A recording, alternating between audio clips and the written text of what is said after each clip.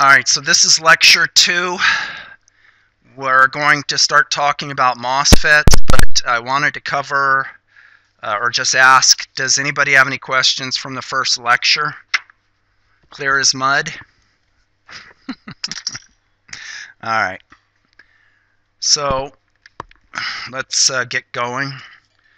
So this is, oops, let's do the following. Full screen, boom.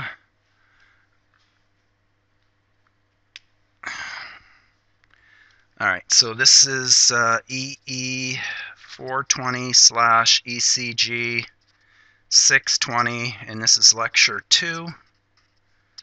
And this is January 23rd, 2015. And today we're going to talk about the square law characteristics of MOSFETs.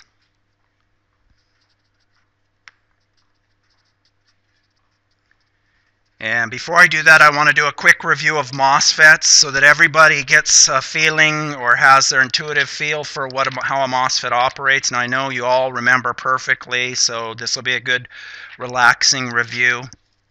But I want to write the equations for the MOSFETs. And so the first one, I like to give the analogies. You sure is that shadow too bad and everybody can see fine? All right. Okay. First one I want to give is, I give the two examples of MOSFET operation. One is you're building a new house, and you have your house, and in your house the water's applied, at the street the line's turned on, so at your house, here's your house, and then out in the street there's a valve that if you don't pay your water bill, they shut off and keep you from getting water, right? We're going to assume that's on, and you've paid your bill, and the water's supplied to your house. Then we're going to come out here to, all right, so I've asked this every time I teach 320. What's that little faucet thing called outside your house? Hose bib, yeah. Oh, you guys are watching my lectures, all right. There's your hose bib, and I want you to plot the water that flows as you turn that valve on. And so that we're going to plot, and I'm going to call that water ID, and I'm going to call the valve turning on VD or VGS. And then when there's pressure applied to the house, that means I have a constant VDS applied to the house. I mean, I've got the water pressure already applied. Now what I'm going to do is I'm going to go over this again, but I'm going to use MOSFETs, and I'm going to do it for a NMOS and a PMOS, and I want you to make sure you understand each. So as I start to turn the valve, nothing happens, right? I get water that flows like this till I hit this threshold voltage, which is when the water starts to flow. And I'm going to call that V threshold N because I'm going to do the NMOS first. And the water starts to go up. Now for the water to flow, I have to have a pressure applied to the house, correct? Let's make sure we're recording. We are. Anybody not follow this curve? I start to turn the faucet here, the hose bib, the water will hit a point, the water will start to flow, and the water goes up. Everybody can intuitively remember that.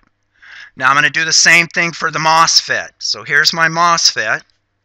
There's the drain, the source. There's my ground that I'm sitting on. Here's my ground the house is sitting on. Then I come over here and I apply a pressure. I turn the valve on the street. That pressure, VDS, let's just say it's 2 volts. Just pick some voltage. In other words, I may have a pressure in my house here at the street that's 60 psi, could be 50 psi, whatever it is, but I have some pressure going to the house. Does everybody follow? Okay, so now I take this VGS and I start to increase it. And as I increase it, I get a current that flows, and this is the curve I get.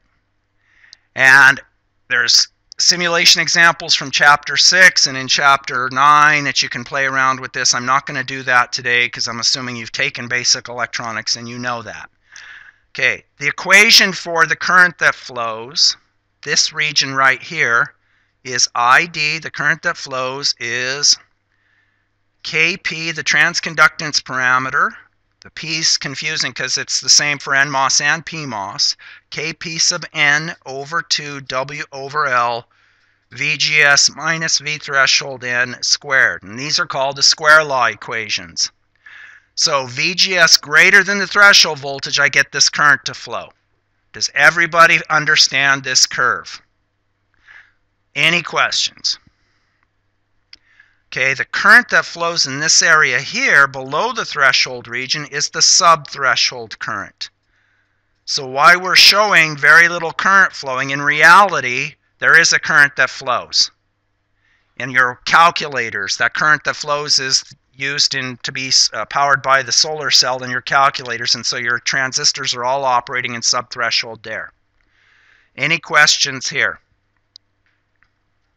Okay, I'm going to do the PMOS next, but before I do that, notice this is the situation where I've applied a pressure, there's water to the house, and I'm turning the valve on. And this is the curve I get. I'm not confused because I'm going to draw another one, which is ID versus VDS, and I'm going to get a different shaped curve. All right, no questions? Okay, so let's do it for the PMOS. The PMOS is complementary, hence the C on the front of your book and the spine. And so it turns on with a drop in potential, but that can get really confusing. You probably got confused when you were taking electronics.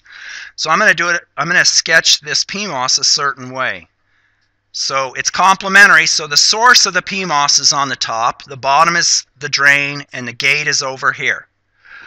There's a body that's tied to the source. We'll talk more about that in a moment. And if you took 421 from me last semester, what's that body called? For the PMOS. What? N-well.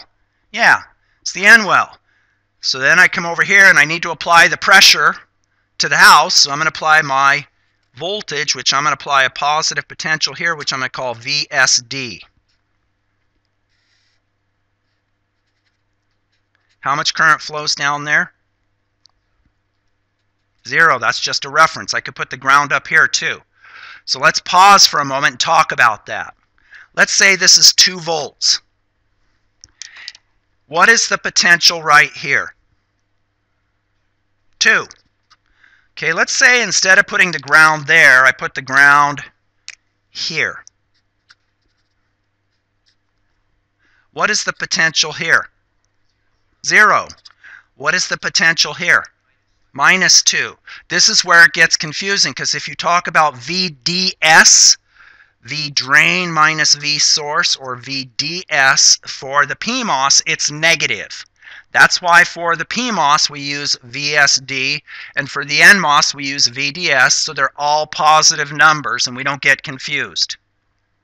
Does everybody follow that? Okay, so how much current flows through here? 0.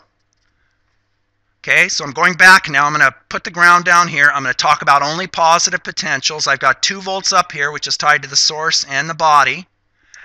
Now I'm going to go ahead and tie a potential here, calling it VSG.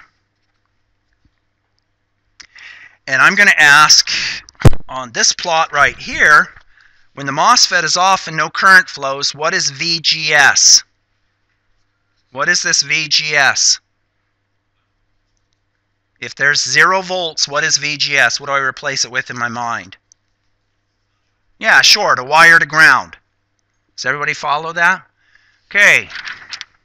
If I go over here and I say VSG is 0, what does that mean the gate voltage is?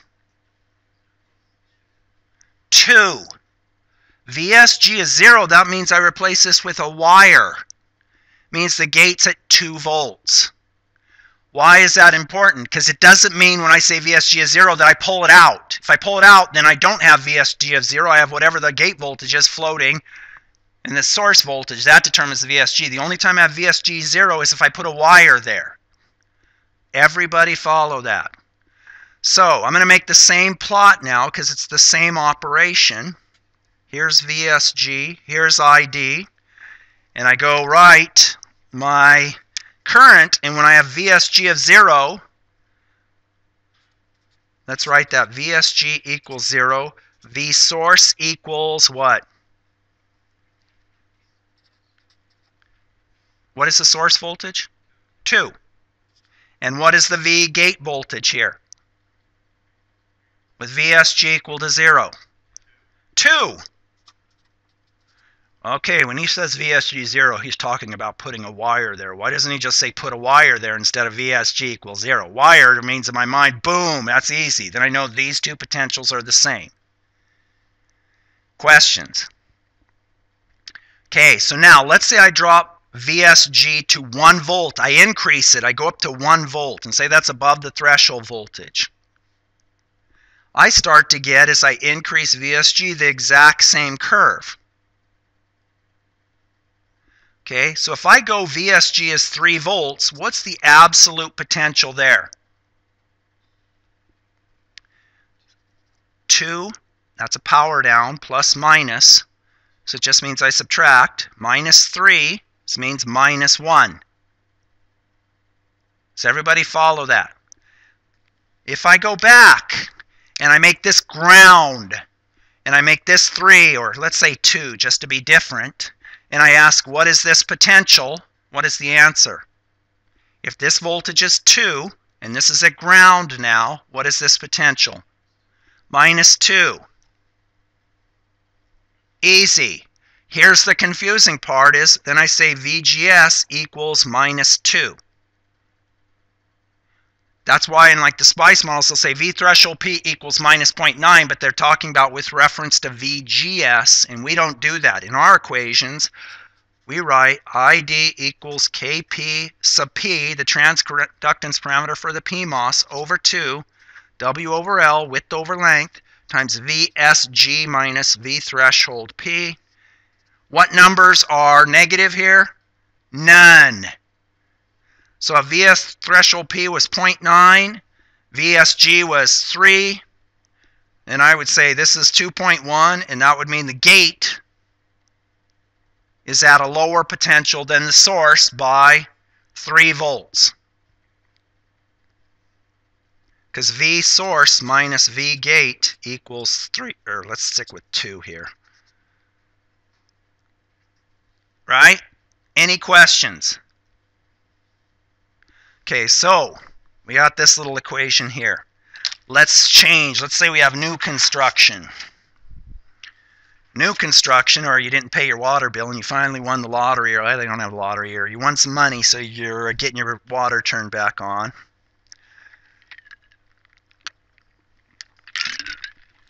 And we have the following. Here's my house. My hose bib here. It's on, meaning I've turned it on enough that I'm beyond the threshold voltage. Here's my house. Here's the valve out in the street. And what I'm going to do is I'm going to start turning that. So here, I've got this on, so I'm going to draw my NMOS equivalent.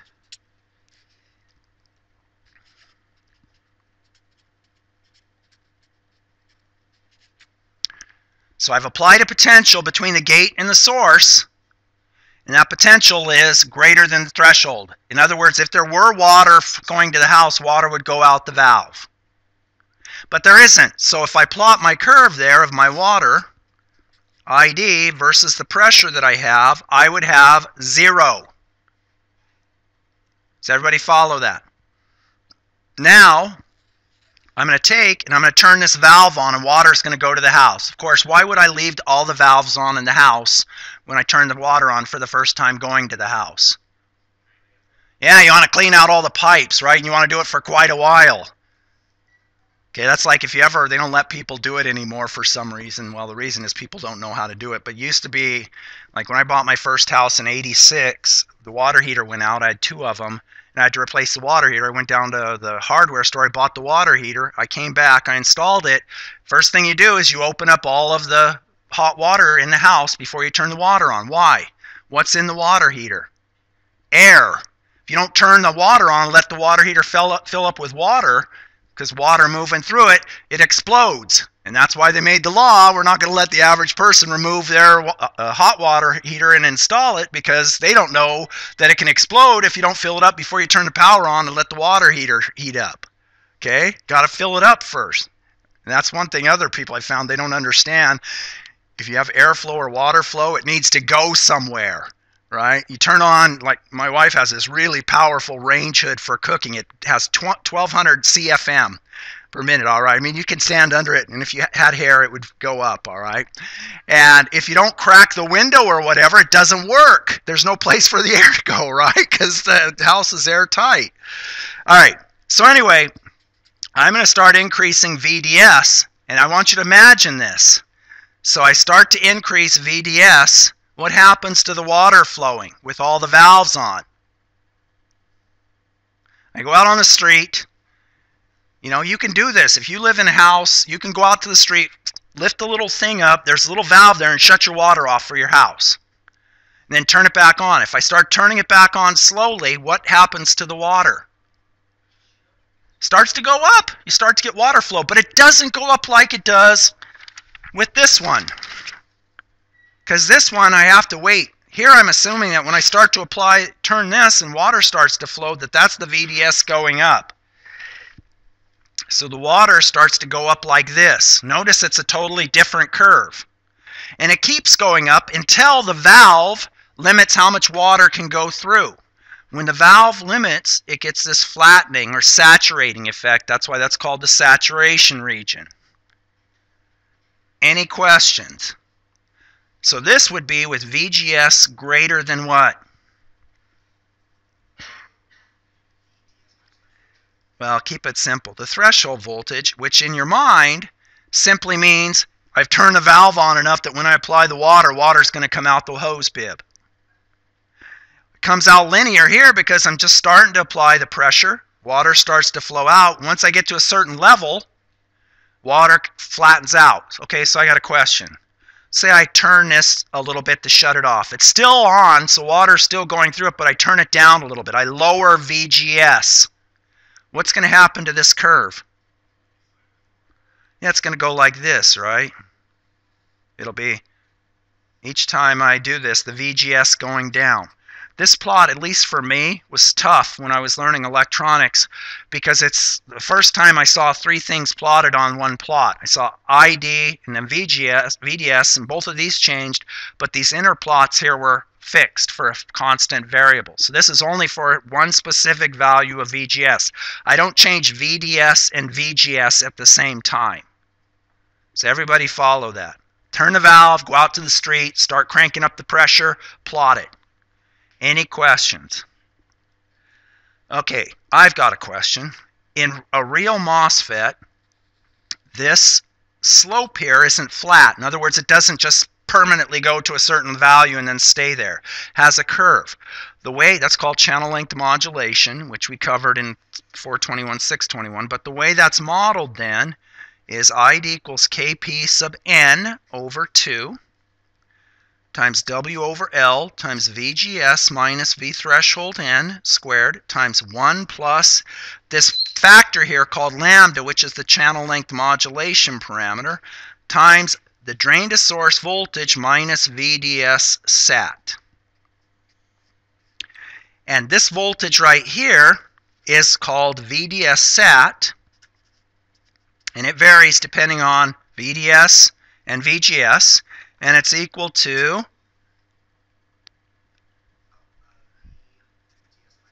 right on. Does everybody remember that? And it changes for each one, and it's a value that says that's the border between linear or triode and saturation. Okay, and when I'm above this voltage, when I'm above VDS sat, VGS minus V threshold n, then I'm in saturation. When I'm below that for my VDS, then I'm in triode. Any questions?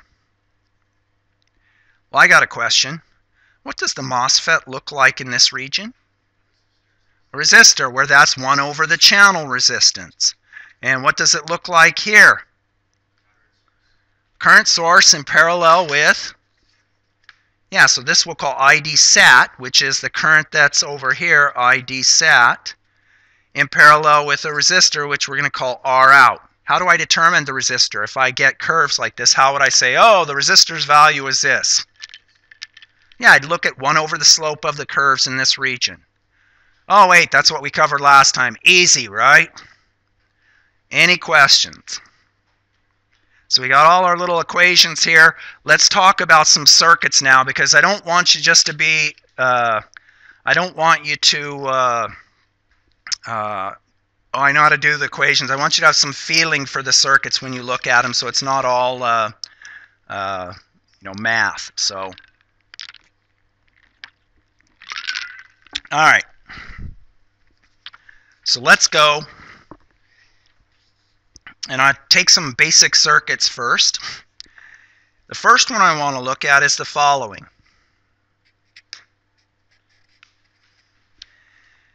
Okay, so this circuit right here, and I want you to plot the ID versus, what should we use, VGS or VDS? First thing I'm going to do is I'm going to write both of them on the plot. This is voltage is what? VGS, and that's V gate minus V source. What is V source? What's the value VS? 0. So I could write VGS equals VG. And how does that relate to VDS? Somebody said it. How is VDS related to VGS? It's the same. Okay, here's how I look at it. If I put my voltmeter between those 2 points, or I put my voltmeter between these 2 points, what am I going to read? Same voltage. These variables don't come into my mind. I think about what's the pressure there and what's the pressure there. Does that make sense? Okay, so now, well, I don't know if I'm going to plot something. I either plot VGS or VDS here. What's the controlling value for the MOSFET? VGS. So I go over here and say, all right, I could plot this.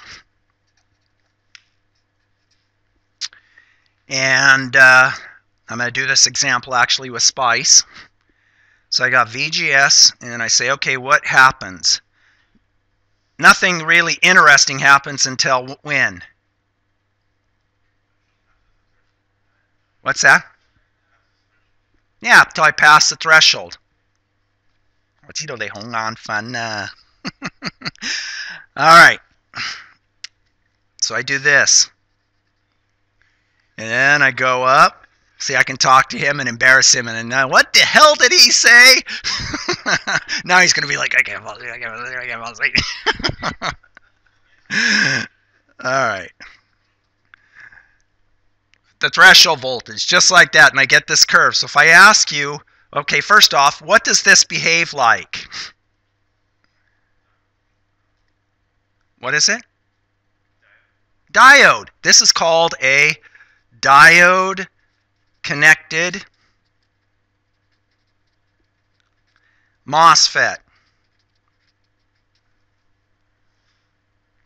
Does everybody follow? All right.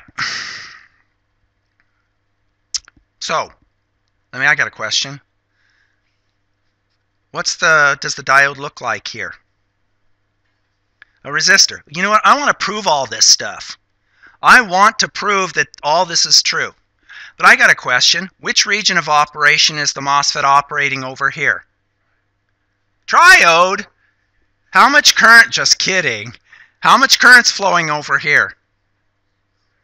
0. So what's the region? Saturation, triode. It's the third one. The cutoff. It's off. Device is off. What region? And I want you to memorize this next thing because we're going to use it over and over and over again throughout the semester. What region am I operating right here? Okay, so what did I say? When VDS is greater than VGS minus V threshold N, or let me write it this way, just so make sure I get my money, you get your money's worth today by writing lots of equations. When VDS is greater than VDS sat, what region of operation am I in? Saturation. Okay, so memorize this and know how to derive it. So let's see, VD minus VS greater than VG minus VS minus V threshold N. What happens to the VS's? Well, but wait, what's the relationship between VD and VG? So I get 0 greater than minus V threshold N. What does that mean? Saturation. Okay, so here's the key takeaway that you need to remember, because we're going to use this over and over again, like a current mirror for biasing. When the gate and the drain are at the same potential, the device is either off or in saturation. How do I know that it's in saturation? A current's flowing through it. Any questions? Okay, so I want to go through and I want to do an example. I want to hand calculate what this resistance is. I want to simulate this circuit, and I want to use the C5 process to do it, not the process out of the book. Any questions? Okay, so first question is, all right, if I'm using the C5 process, how do I get the models? Let's fix that one. So I'm going to simulate this first. Okay, so let's hit escape. And I'm going to do this. If you've been using LT-Spice, I'm about to bore you. If you haven't been, then I need to make sure that you know how to do this. So I'm going to go over here. I'm going to put, did anybody download this file? All right, so you didn't. Shouldn't do it. This is a good example how to tweak me. Well, how do we download that file? Why didn't you go over that? You think I'm joking, huh? All right. I did go over that. No, I don't remember you doing that. Watch the video. All right, so I just copied those models. First NMOS model is surprisingly called NMOS. The PMOS model is called PMOS. If I look at the C5 or the models that are used in the book, where are those? And they're called C1 or 1U for 1 micron and 50 nanometer. Okay, so now I'm going to go in here and I'm going to just say File, Save As. Goodbye. And let's do Lecture 2, Example 1. Let's zoom out here, get the scissors out, kill everything. I'm going to go put down a MOSFET. Yes? It's a process. There's a process called C5 that's from ON Semiconductor, but for now we'll cover that later. All you need to know is there are different MOSFET models, okay? I'll go through that in much more detail later. Okay, NMOS 4. So I'm going to drop that down, and then I'm going to right-click on this, and I need to set the W and the L and the MOSFET model. How do I do that? Okay, let me say right-click. And let's see, MOSFET model name, okay. Width, let's go 600 nano. Let's go width of 6 microns. And then I'm going to hit OK, and I want to see the W and L listed so I know what I'm simulating. Wait a sec, where are they? How do I show those? Someone's going to ask this question. Watch, someone's going to ask this question that didn't attend the lecture today, I guarantee it. How do I show the W and L? Left click. Okay, I just left click. Right click. How about Control right click? That's in the LT-Spice, my pages. And then I'm going to come over here. I'm going to double click on that and hit OK. Of course, now that you have it, you can copy, right? So I'm going to hit G for ground, or I could go up here and hit it. And I'm going to put my little ground there. And I'm going to draw these connected together. And then I want to plot the current just like I drew right here. I want to plot that. So I'm going to go grab a voltage source.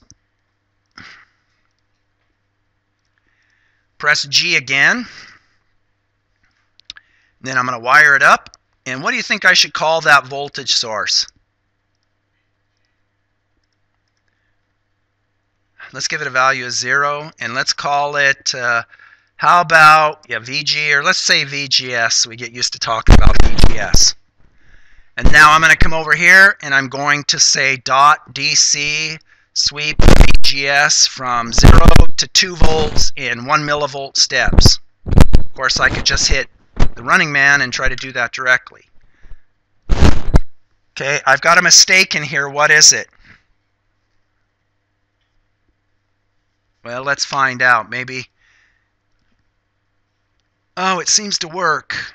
Oh, wait, that's not right. Let me see. Oh, that looks pretty good. That's about what I'm getting. What's my mistake? No, in general, the bodies of the NMOS go to ground and the bodies of the PMOS go to VDD.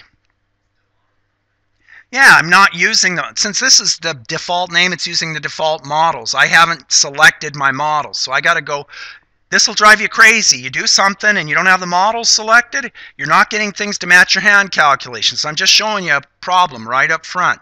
So I go over here and I write dot include, and it's in the same directory, C5 underscore models dot txt. I hit OK, plop that down, hit save. Now watch the curve, see if there's any difference. Oh, that looks more like it.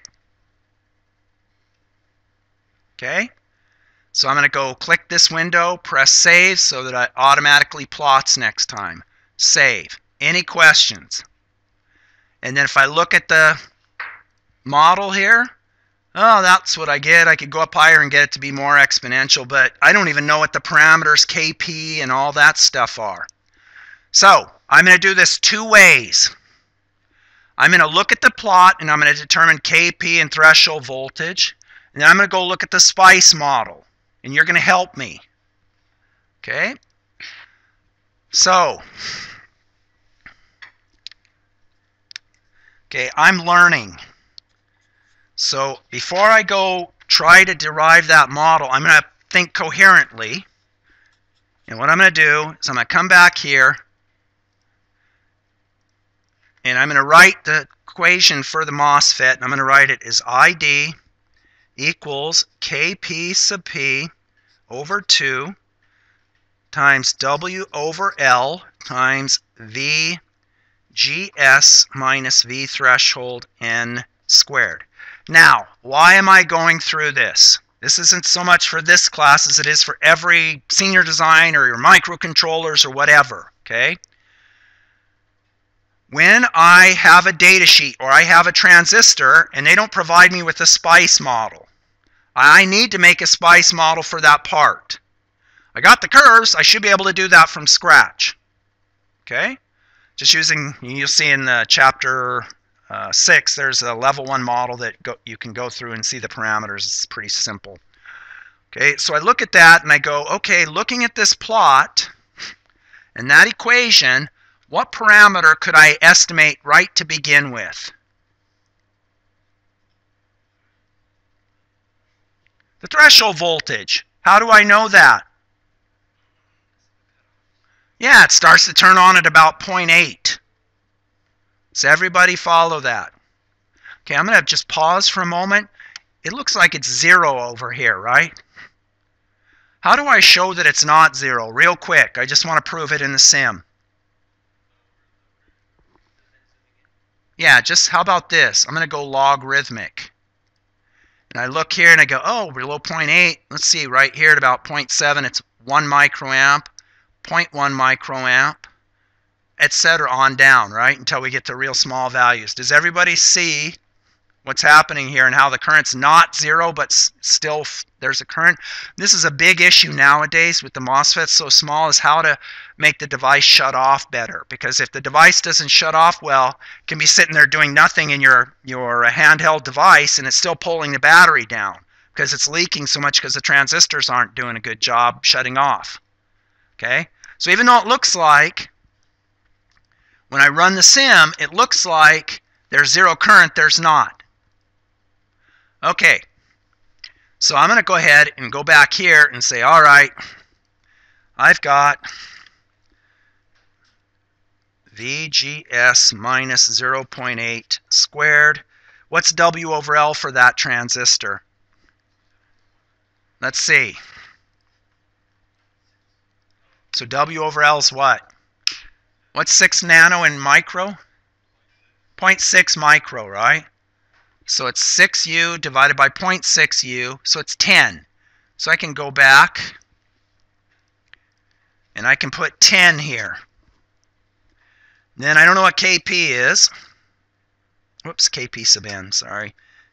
Kp sub n over 2, and I don't know what ID is. Tell me what to do at this point.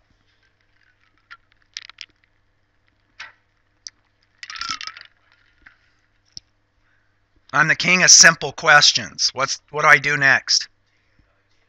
Yeah, take 2 points. I take a VGS and find what the current is, and then solve for Kp. I'm done. Then I got my hand calculation model. Now we're going to look at that in the SPICE model itself. Okay, so let's go back here, and I go, okay, I'm lazy. I want something simple. So let's see. How about 2 volts?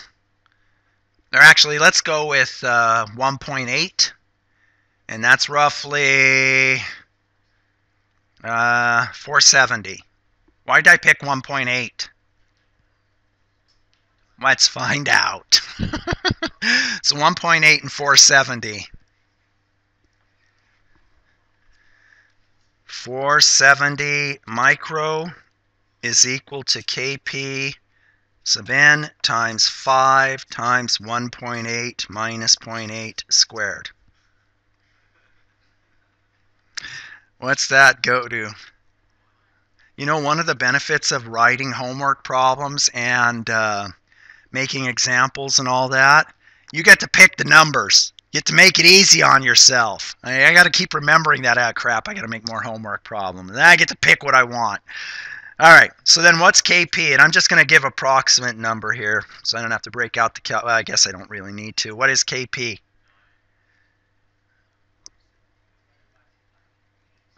$90.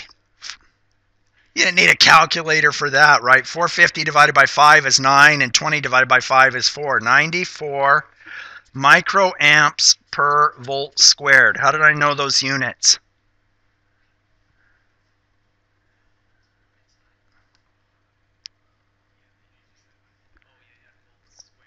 What's the units? Microamps.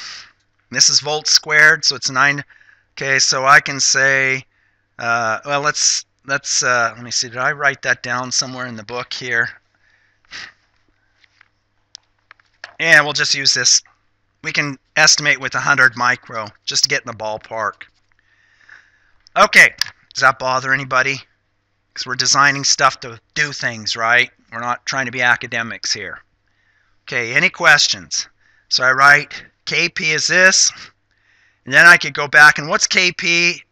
It's mu n times Cox, and I'm not going to spend time on that today. And then the other one is V threshold n. Help me remember that. That'll be 800 millivolts. So help me remember these two numbers. Okay, let's pause for a moment before we proceed and pick or look at the SPICE model. So let's go over here, close this, go back in here, open this up, and let's see, do I see anything in there that resembles the threshold voltage? That one is, but it's a little bit low, and I've got all kinds of parameters in here to model what I just pulled out, okay? So let's see if I can find a Tox. Oh, there's Tox. Why do I care about that?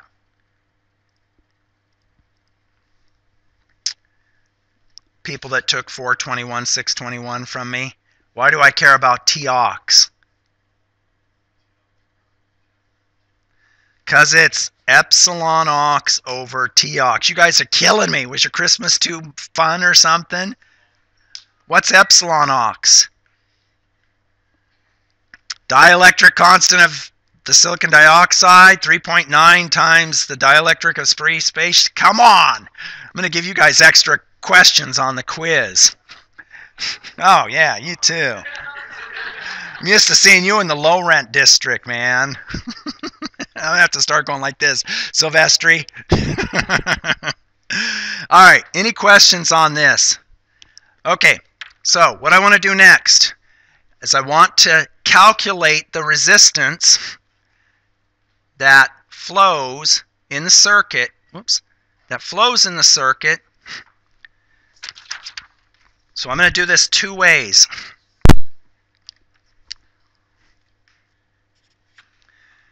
I'm going to put an AC signal here, which I'm going to call VGS, and I'm going to make it a millivolt. Now I'm going to put some DC VGS here, and how about we put VGS equals 1.8 volts? That sounds reasonable. And then let's put our MOSFET here. And then let's say this is, again, 6 microns over 0.6 microns. Same values.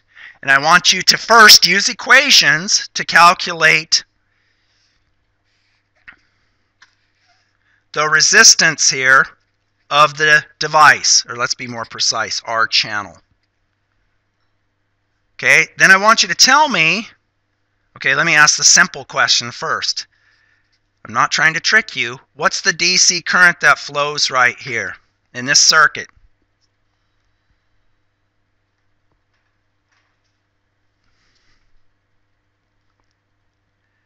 What do I never ask tough questions. It was 470. Yeah, 470. So I don't need to recalculate that, right? I know the DC operating point.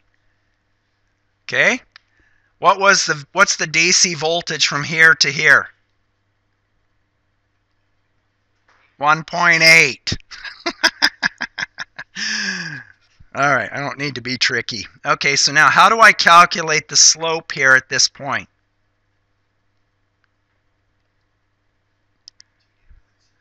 No, not 2 data points. Take the derivative. Oh, wait, crap. My Calculus 1 teacher was right. I would use that stuff. Okay, so I want you to tell me what to do. Okay, would everybody agree that this current that flows is going to have a DC component and an AC component? Notice how I wrote those. That's the DC, that's the AC. So I'm biasing up at some point. How am I doing that? With this value right here, I move it up on the point. It's 1.8 volts. And then I wiggle back and forth on the curve, back and forth for a millivolt. So I've got a DC current and then an AC wiggle.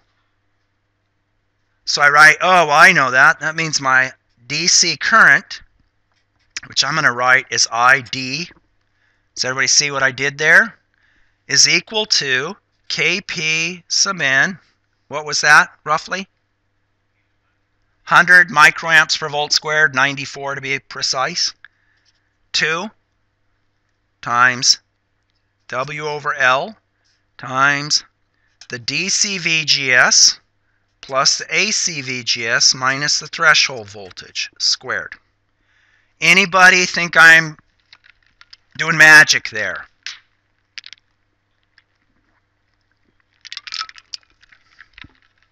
Okay? So what do I do now? Take the derivative with respect to, with respect to VGS, which is VGS plus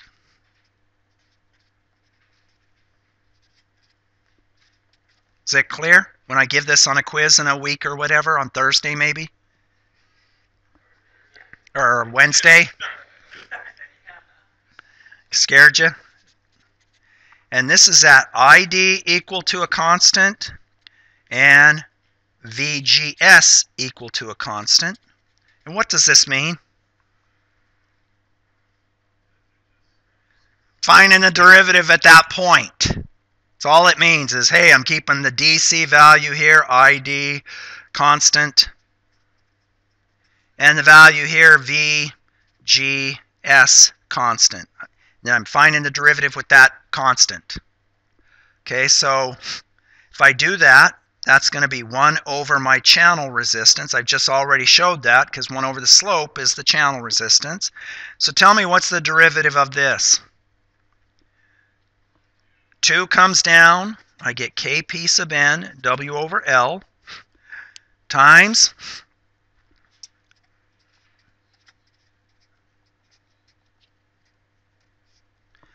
What's the derivative of VGS minus V threshold N with respect to VGS? 1. Right? Derivative, I'm always scared people don't know calculus. Derivative of x minus a with respect to x is equal to 1, right? So it's 1.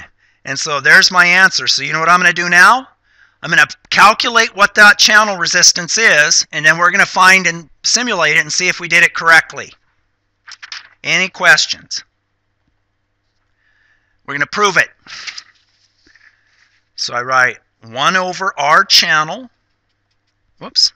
Let's just write it as R channel. R channel is equal to 1 over, let's see, 100 microamps per volt squared. We'll be off a little bit because I'm using 100 instead of 94, times 10 times, oh, if this is 1.8 and this is 1 millivolt, what can I say that this is approximately equal to? Yeah, VGS, that's the small signal approximation. So I'm going to write VGS of 1.8 minus 0.8. See how nice it is to make your own examples? I can do that in my head. Okay, any questions? Okay, did I lose anybody when I went through this and I said, oh, this is much, much bigger than this, so I'm going to approximate it with just the DC. And so then when I look in the book or I have problems that are similar to this, I'll write R channel is equal to 1 over KP times W over L times VGS minus V threshold N. That's what I'm using. Very useful. Then I can adjust VGS and adjust the channel resistance, which is good for automatic gain control. Okay, I can adjust the resistance with the voltage. All right, so coming back down here, this is 1. This is R channel equals 1 over 1 milliamp per volt squared. Or, I'm sorry, the volts here cancel. So per volt, which is equal to what? 1 kiloohm. And you say, really? I don't believe you. Prove it.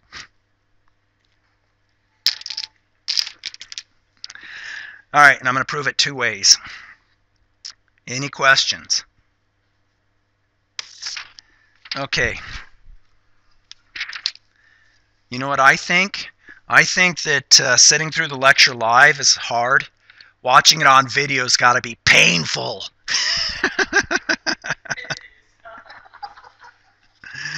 All right. So let's go. And of course, you can always pause and take a break, right? Let's go open this up. File, save as, and let's call this example 2.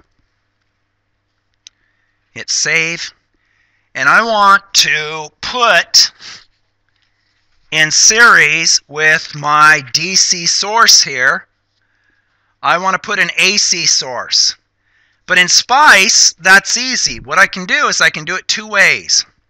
I can go right click on this, go to advance, change the DC value now to 1.8, the AC value to 1 millivolt, hit OK. Everybody agree?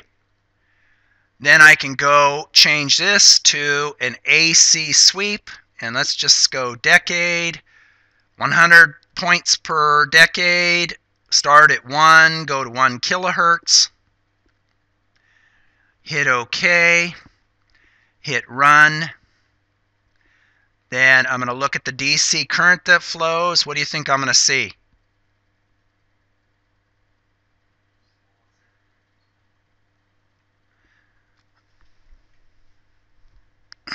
How much current flows?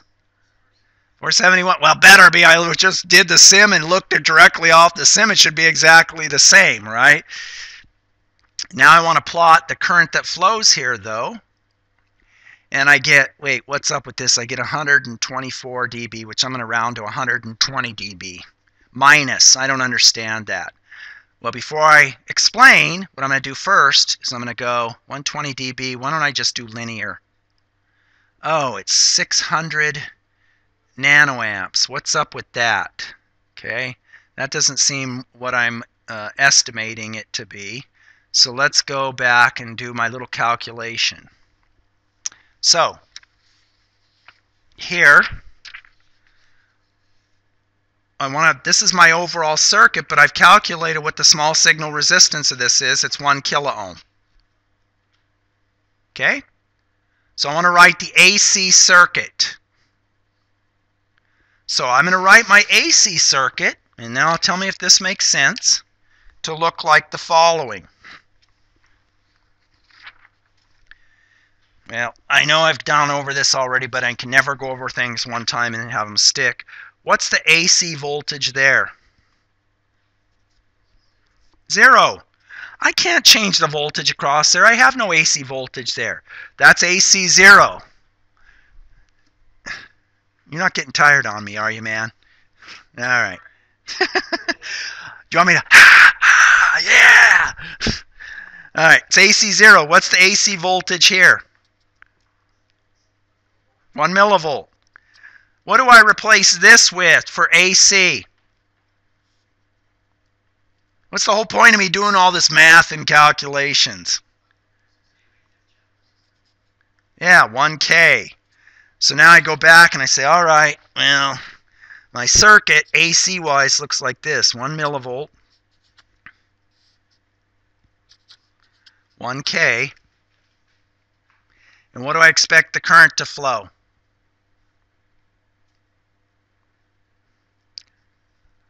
You guys are scaring me. Come on. 1 millivolt over 1K, which is 1 microamp. And I want to write that in dB. What is that?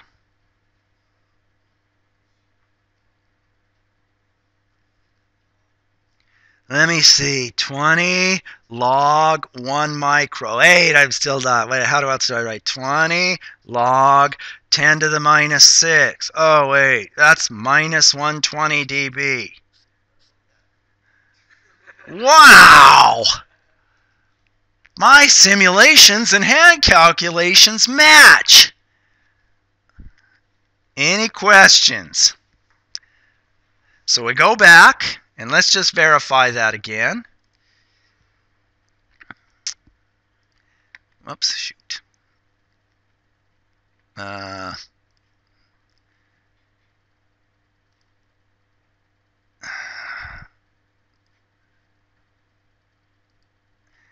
And of course I rounded things off so it's not precisely 120. It gives me 600 ohms instead of 1 kilo ohm, but we're in the ballpark. Does everybody get the idea? Okay, I want to do this example one more way. First, let me save this so it automatically plots. I want to do this in the time domain. So I want to generate one more sim, and again, my goal here is to give you examples, not just from the book, but that we did in class. So I'm going to go here, and I'm going to change this to, whoops, I almost made a mistake. File, save as example 3.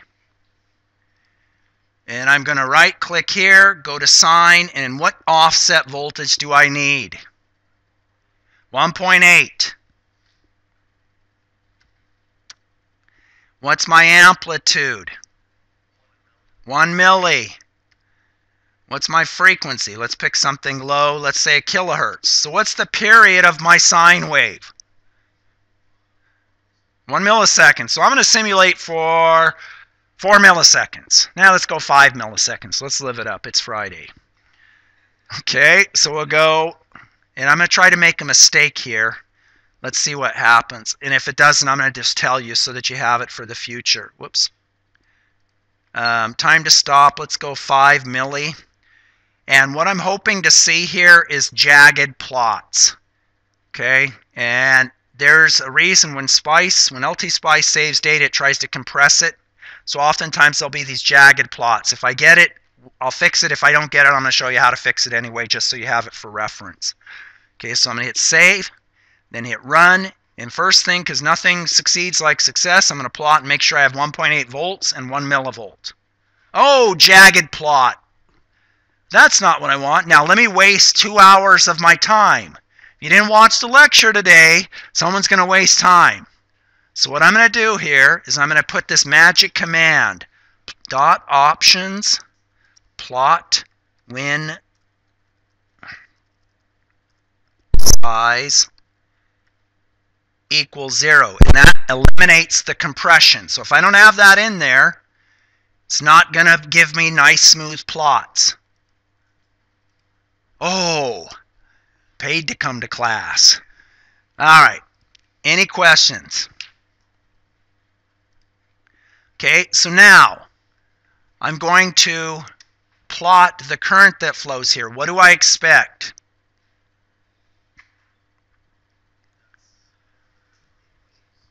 What's that?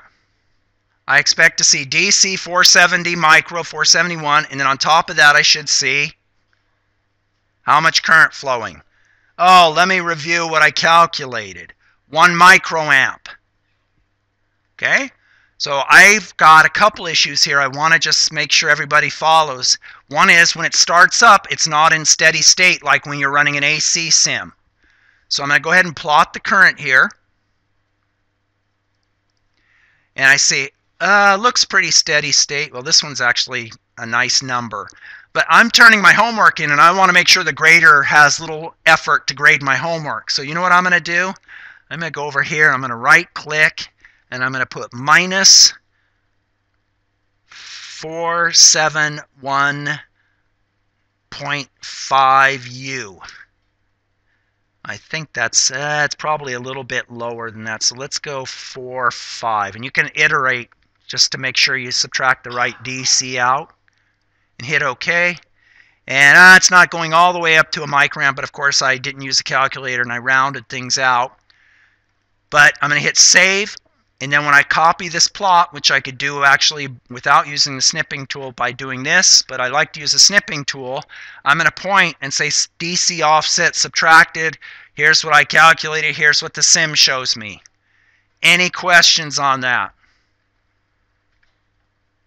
Okay, does it make you understand now the square law equations? And I'm doing as good as I can. Man, what time is it? What time? So that's why it's better if like the clock's right here. Yeah, you notice I do that on purpose. I will sometimes open it. That's your cue. What time is it? What time? How much more pain do I have? The other reason is I got to time myself. I have to know what to cover and how long, so I stop on time. Because I know students really like them when they get more than their money's worth and the professor goes over the time they're supposed to. I hated it. I'm like, it's time to stop. All right. Any questions on any of this stuff? Okay. So let me make sure I hit save. Save. I don't want more than my money's worth. Knock it off. Okay. So I'm going to cover one last topic. I want to cover this, which is we'll use throughout the semester, but I want to sketch this circuit, and I want you to tell me what's happening. Let's say we put, let's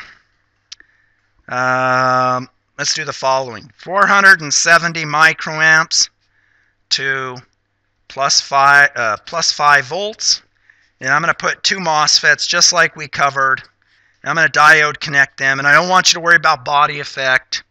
Just make sure, treat these as if the source and gate are tied together. With body effect, this one will behave a little bit differently. But I want you to first, okay, and I want to ask you, what region of operation are those 2 transistors in and why? Those 2 transistors are diode connected. There's a current going through them, so obviously they're in saturation, right, Kobe? All right. Don't you want to record my name on the video, then put it in your ringtone, and then have it go, right, Kobe, right, Kobe, right, Kobe. Ah! All right. So, what is this voltage right there?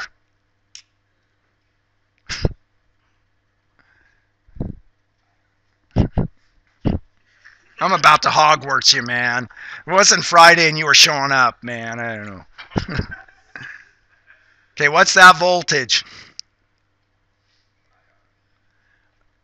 I never ask challenging questions. What's that voltage? Here, let me make it easier, maybe because I'm not being clear here. 6 micron by 0.6 microns, 6 microns by 0.6 microns. And let me also point out how much current flows in each of those MOSFETs. 470 micros. So what's that voltage?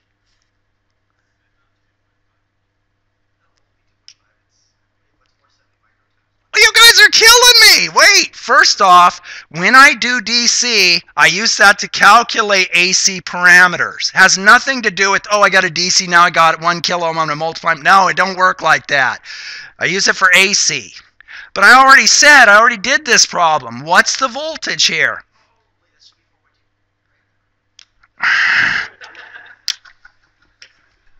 You guys are going to not be happy when I do this one.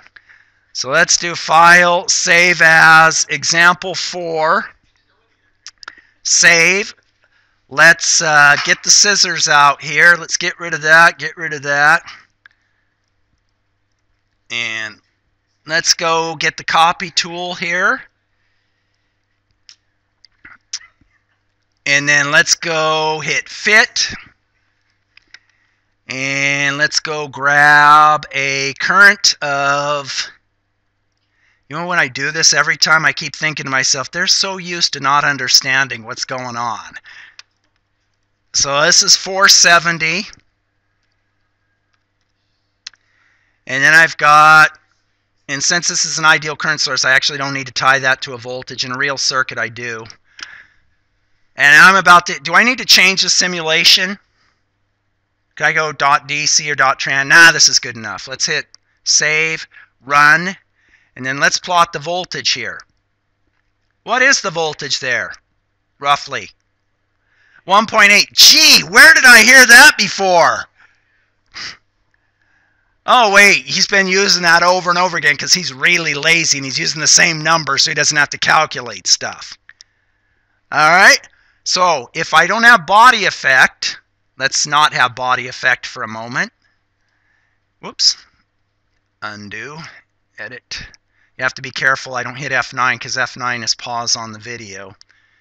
And I come down here and I go, all right. I don't have body effect source, which I can't do in the C5 process. And I then plot this voltage. What do I get? Oh, 3.6. Oh, okay. That makes sense. Which was my next question I was about, but I don't want to ask that and then cry because you say, I don't know what. With body effect, though, it'll be a little bit higher, 3.8. Okay, but again, what's this potential? 1.6 or 1.8. Okay, so I hit save. I'm going to hit save here. Then I'm going to go back to my plot here. I'm going to come up. I'm going to ask, what's this potential right here? 1.8. And what's this potential right here? 3.6, neglecting body effect. Okay, any questions? How much current flows in the two MOSFETs? 470. I'm going to come over here, and this is called a current mirror, and I'm going to connect up the MOSFETs like this, and I'm going to just go to 5 volts. So I got a source of current here. And I'm going to ask you, what's the voltage right there?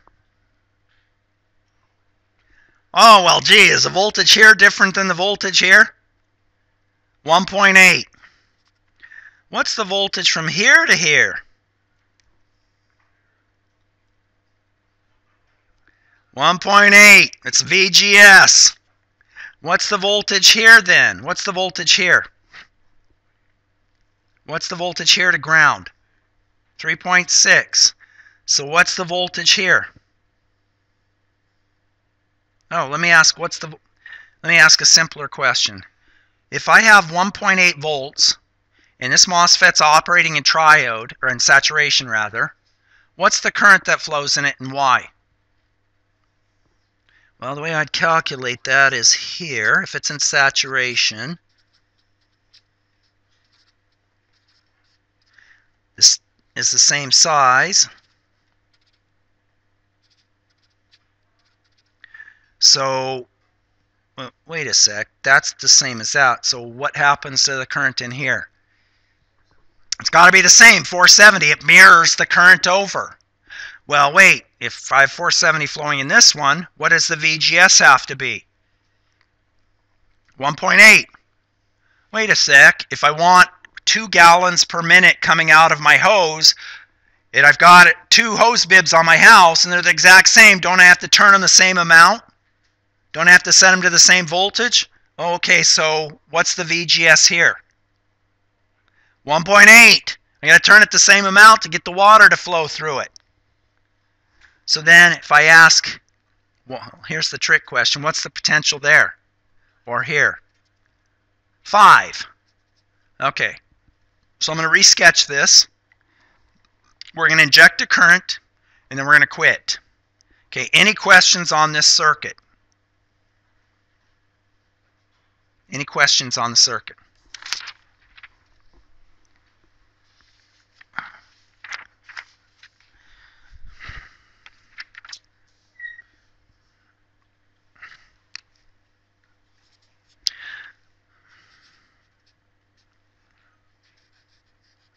I'm going to still assume the same size devices.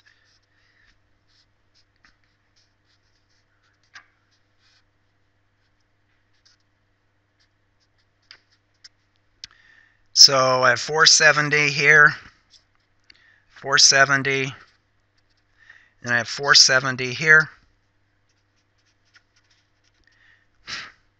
Okay, then I'm going to take a wire, and I'm going to connect the wire here.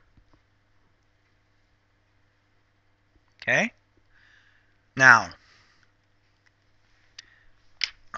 we'll pick up on this on Monday, but if I ask, the VGSs of all the devices are what? 1.8. Now, what I'm going to do is I'm going to steal some current out of this transistor here, or out this port right here. Okay? Does everybody follow that?